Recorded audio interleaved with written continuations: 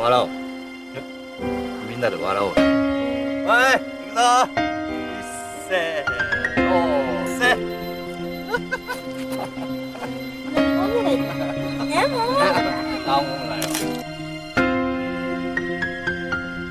二宮啓太です。6歳です。誕生日は7月28日です。Film dibuka dengan adegan wawancara. Keluarga Nonomiya. Saat ditanya Keita lebih mirip siapa antara ayah atau ibunya. Sang ayah menjawab lebih mirip ibunya dari kelembutannya.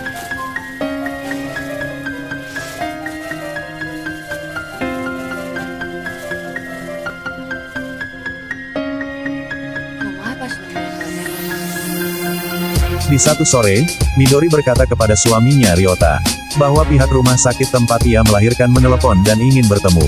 Ada apa ya? Aku juga tidak tahu, jawab Midori. Semoga bukan satu hal yang jelek.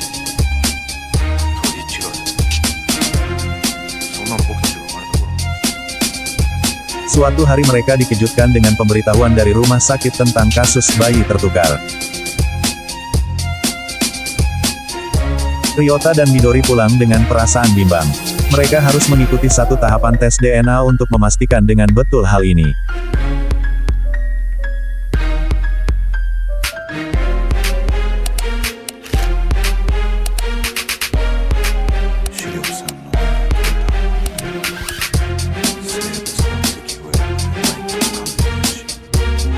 Dan, ternyata tes DNA mendukung pendapat pihak RS. Keita bukanlah anak kandung mereka.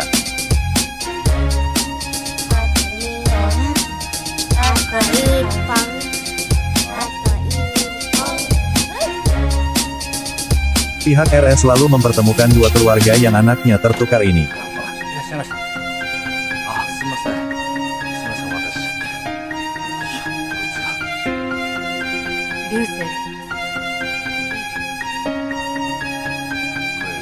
Kedua keluarga pun berjumpa. Mereka berasal dari latar belakang berbeda.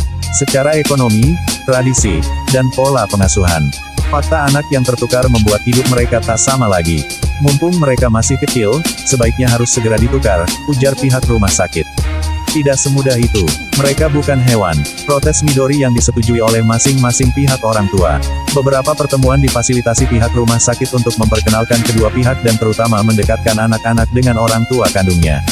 Jadilah, kedua pasang orang tua ini sepakat untuk mempertemukan masing-masing anak mereka.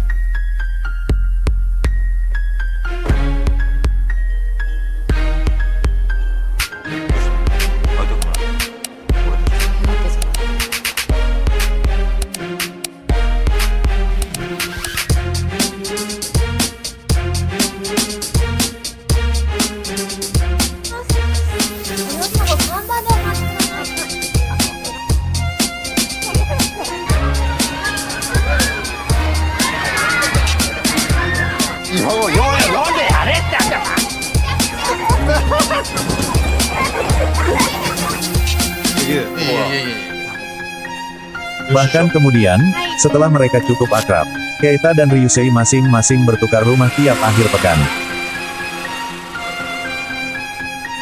Lalu proses pertukaran dilakukan secara perlahan, di mana setiap akhir pekan Keita akan tinggal bersama keluarga Saiki. Begitu pula sebaliknya Ryusei akan tinggal bersama keluarga Nonomiya.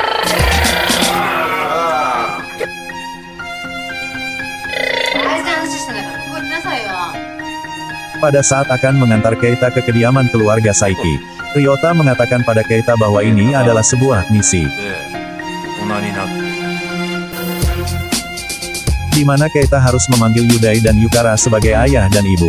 Keita selanjutnya juga harus memanggil Ryota dan Midori sebagai paman dan bibi.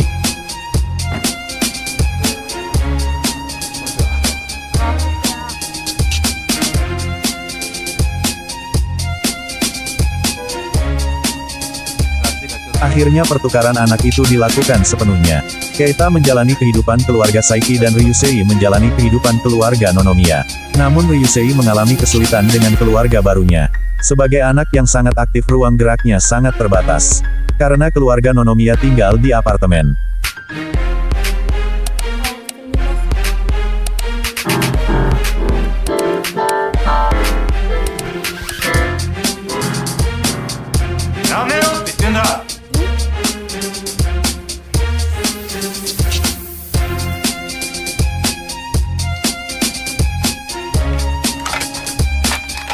Dia juga sering mengatakan ingin pulang ke rumahnya yang lama.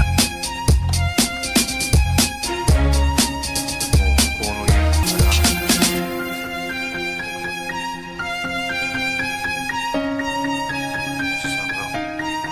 Puncaknya, Ryusei kabur dari apartemen saat Midori tertidur. Ryusei kabur ke rumah orang tua lamanya dengan menyelinap masuk ke kereta api di antara orang-orang. Ryota dan Midori tentu panik dan segera mencari Ryusei.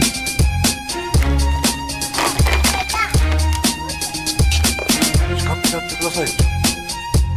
じゃあ食事もさせずに追い返せっていうのは考えるべきだったんですよ。それはわかりますけど。流星流星帰るぞ流星帰るぞ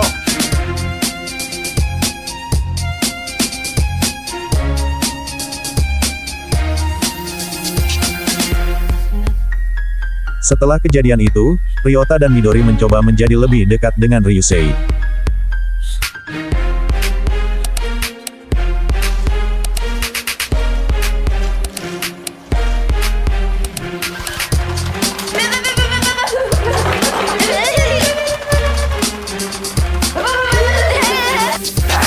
Oh my god!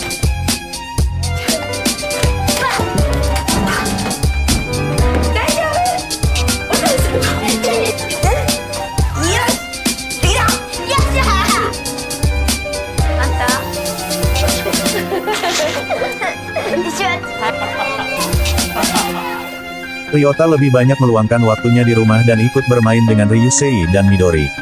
Mereka pun menjadi cukup akrab, tapi tetap saja Ryusei ingin kembali ke rumah lamanya. Midori sebenarnya juga mulai menyayangi Ryusei, tapi dia malah merasa mengkhianati Keita.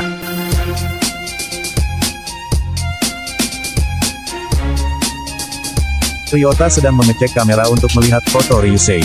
Tapi semakin ke belakang dia malah melihat foto Keita. Dan ternyata selama ini Keita diam-diam sering memotret ayahnya. Saat sedang sibuk atau saat tidur. Ryota menjadi sedih karena itu. Akhirnya Ryota memutuskan untuk berkunjung ke rumah keluarga Saiki.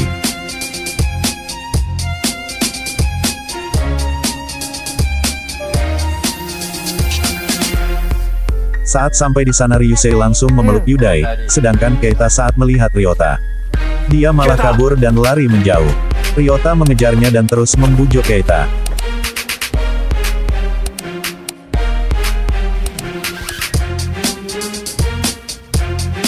Keita ごめんなパパケイタに会いたくなっちゃって約束破って会いに来ちゃった Papaなんかパパじゃない。そうだよなでもな6年間はパパだったんだよ出来損ないだけどパパだったんだよあらの花しちゃってごめんなごめんな Sampai di ujung jalan, Ryota memeluk Keita dan mengatakan kalau misinya telah berakhir. 来たで。